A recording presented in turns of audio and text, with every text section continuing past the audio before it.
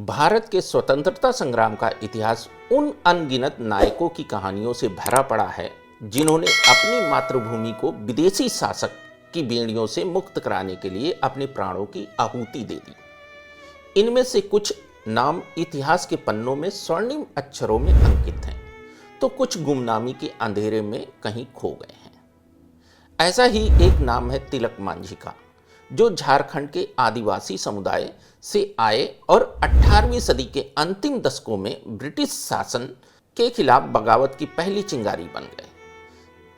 तिलक मांझी, जिन्हें पहाड़िया भाषा में जबरा पहाड़िया के नाम से भी जाना जाता था, झारखंड के संथाल परगना क्षेत्र के पहाड़िया समुदाय से थे। तिलक नाम उन्हें अंग्रेजों ने दिया था, जिसका अर्थ है गुस्सैल और लाल लाल आंखों वाला व्यक्ति। वह अपने समुदाय के ग्राम प्रधान थे। पहाड़िया समुदाय अपने ग्राम प्रधान को मांझी के नाम से पुकारता था। तिलक का जन्म 11 फरवरी 1750 को हुआ था। 1757 में प्लासी के युद्ध के बाद और 1764 में बक्सर के युद्ध में ईस्ट इंडिया कंपनी की जीत ने बंगाल, बिहार, उड़ीसा में उनके आधिपत्य को मजबूत कर दिया। इस दौरान आदिवासी समुदायों पर कंपनी के जमींदारों और साहूकारों का शोषण बढ़ता जा रहा था। जंगलों को काटा जा रहा था और आदिवासियों की आजीविका पर संकट मंडराने लगा। तिलक मांझी ने अपने लोगों पर हो रहे इस अन्याय को सहन करने से इनकार कर दिया और विद्रोह का बिगुल बजा दिया।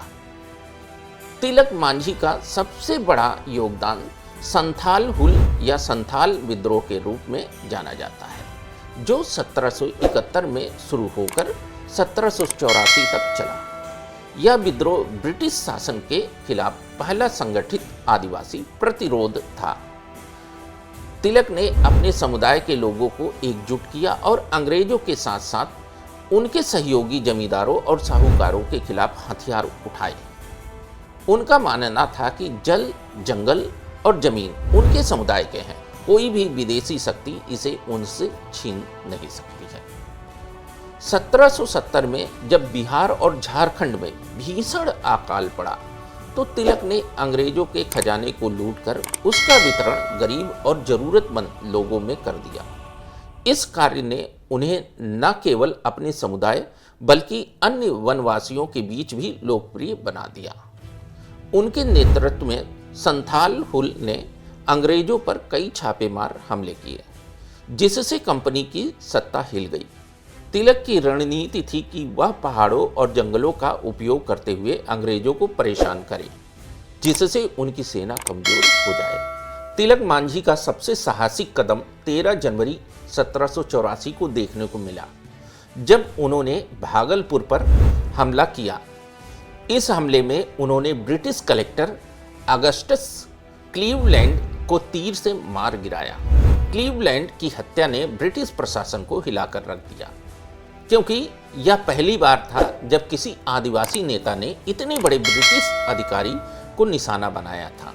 इस घटना ने तिलक को अंग्रेजों की नज़र में खूंखार डाकू बना दिया, लेकिन स्थानीय लोगों के लिए वह एक नायक थे जो उनके हक के लिए लड़ रहा था। तिलक मांझी ने भागलपुर में सभाएं आयोजित की और लोगों को जाति धर्म से ऊपर उठकर देश के लिए एकजुट होने का आह्वान किया।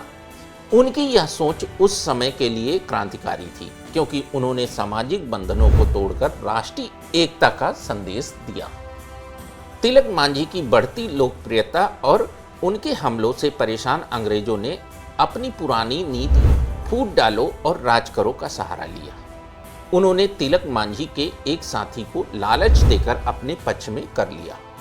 इस विश्वासघात के कारण अंग्रेजों को तिलक मांझी का ठिकाना पता चल गया। अंग्रेजों की कप्तान आयरकूट ने रात के अंधेरे में तिलक के ठिकानों पर हमला किया। हालांकि तिलक उस समय बच निकले, लेकिन अंग्रेजों ने पहाड़ियों की घेराबंदी कर दी और उनकी सहायता रोक दी। अंततः 1784 में तिलक को पकड़ लिया गया। अंग्रेजों ने उन्हें क्रूरता से दंडित किया उन्हें घोड़े की पूंछ से बांधकर भागलपुर में घसीटा गया और फिर एक बरगद के पेड़ पर लटका दिया गया। तिलक मांझी ने अपने अंतिम क्षणों तक समर्पण नहीं किया और अपने लोगों के लिए लड़ते रहे।